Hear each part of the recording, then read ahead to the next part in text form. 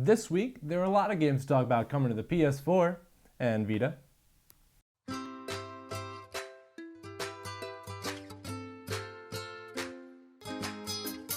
Hey everyone, I'm Garrett Hallfish.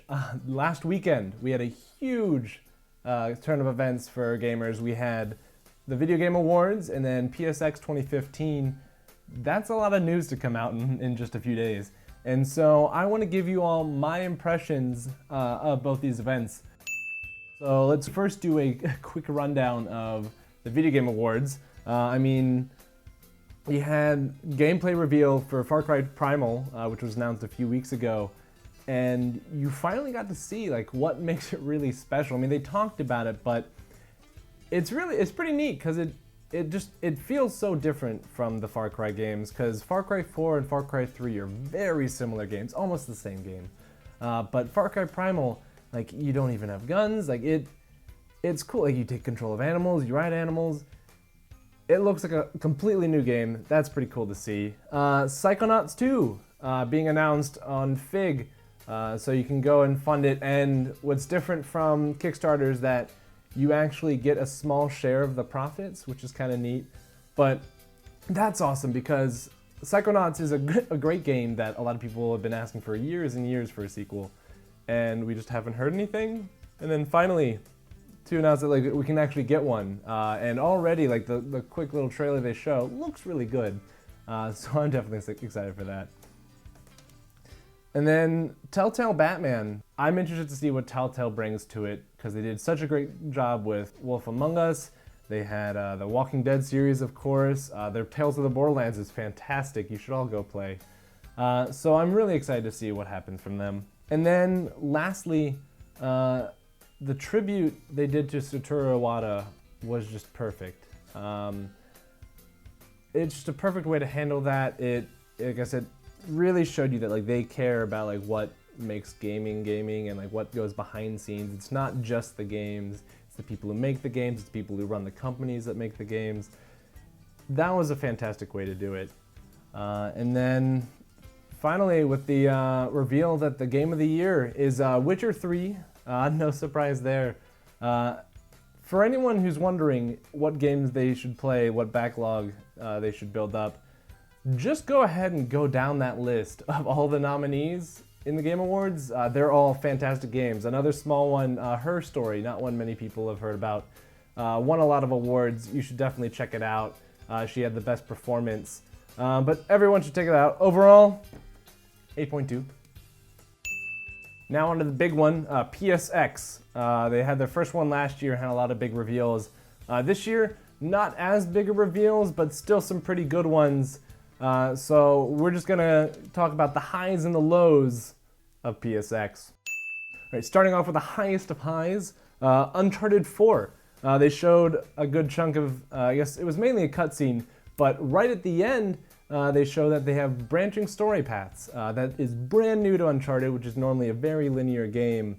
So I don't think it'll be super varying, but just the idea that you can change what you hear and give it more replayability, that's a cool thing to add, Naughty Dog. 10 points.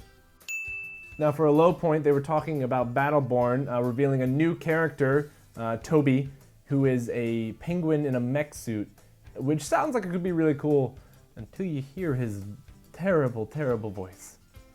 Courage! Optimism! Rivers of blood! Teamwork! So for that alone, I'm gonna have to knock it to -6 points.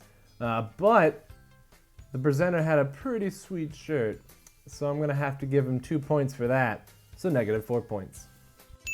Now going back up, we have Final Fantasy VII, a game that was only announced at E3.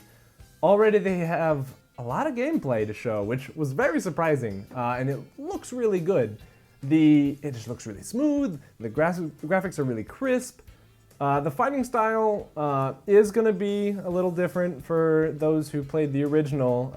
You can either love it or hate it, but the fact that they're even making this game and it already looks so good, that's a plus for me, 7 points. This is probably one of the most boring sections of the conference. Zodiac, a very slow trailer with very slow music, very relaxing. I didn't like. -5 points.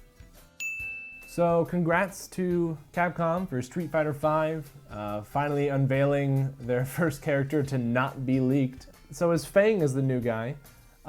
Looks pretty interesting, a little weird, but I like it.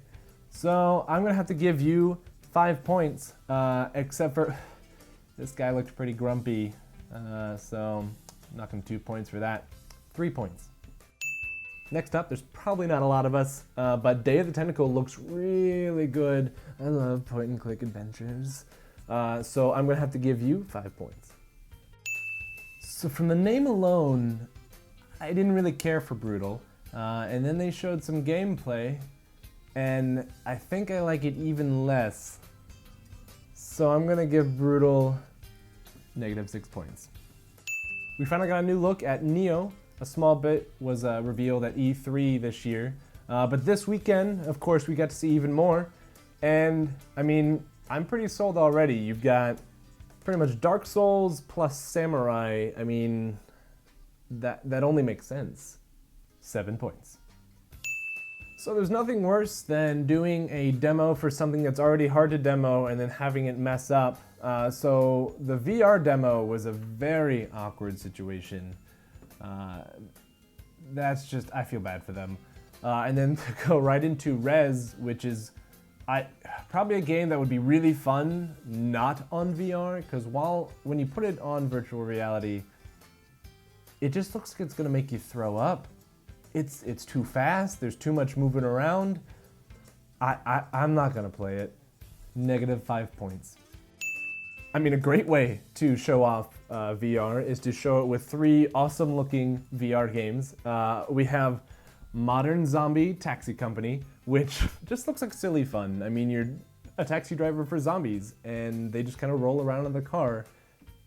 There's nothing not to love. Then there's Eagle Flight, Ubisoft's game, which just looks awesome because, I mean, why wouldn't you want to soar around I guess an alternate version of Paris, because there's elk running around and such, but that just looks like fun. And then to have 100-foot robot golf, like, this is what VR is about, baby. I mean, I've always wanted to be a 100-foot robot playing golf, tackling down mountains and buildings, and there's a corgi in the trailer. I mean, that's what VR is about. 8 points. Continuing on, Destiny announced what Sparrow Racing will finally look like. I don't play Destiny anymore, but my best friend does, and the fact that they're putting racing into the game, which I guess they'd already promised, but the fact that they're actually doing it, that's just fun fan service. I mean, you can't really get mad at that because it's free for those who already have the expansion. That just looks fun. And the only down part I have for it is that it's only a 3-week event, but I'm sure it'll come back for longer. 6 points. Now for one of the most disappointing reveals was some more gameplay of Fat Princess Adventures, a 4-player co-op dungeon crawler game. The only reason this is a disappointment is because Fat Princess was a fun game to be played with friends, and it was very original, and they stripped that away from it. -7 points. Quick shout out to Hob, fun looking little action platformer. My friend is working on the art over in Seattle, so that's cool too. But it actually looks fun, and it's from the people who made Torchlight 1 and 2, which is very similar to the Diablo games.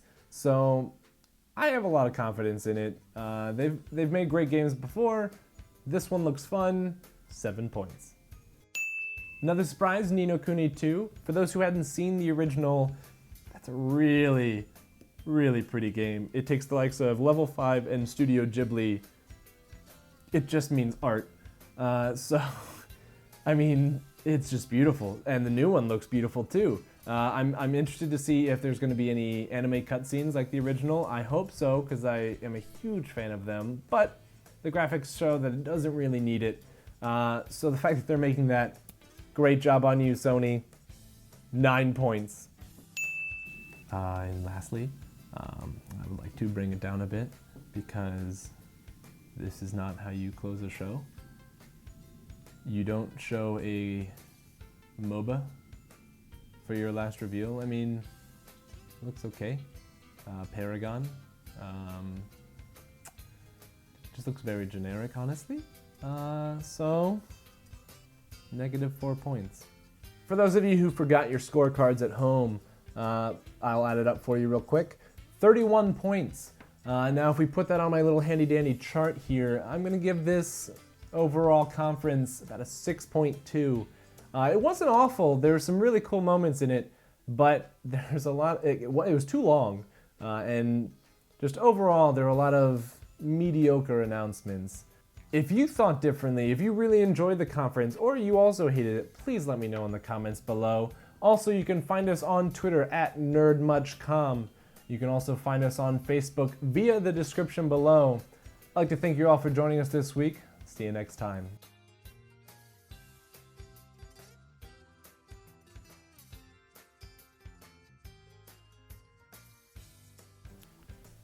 So, I'd like to talk about probably the coolest thing that Jeff Keighley did during the Game Awards this year. He called out Konami for all their crap they've been doing with Kojima because quite recently at the Game Awards, their lawyers told Kojima that he was not allowed to go to the Game Awards regardless of whether or not they won any awards, which is stupid because he should be allowed to spend time with his friends and his fans, and there's really no reason not to allow him to go there. So, Jeff Keighley, good on you for doing that.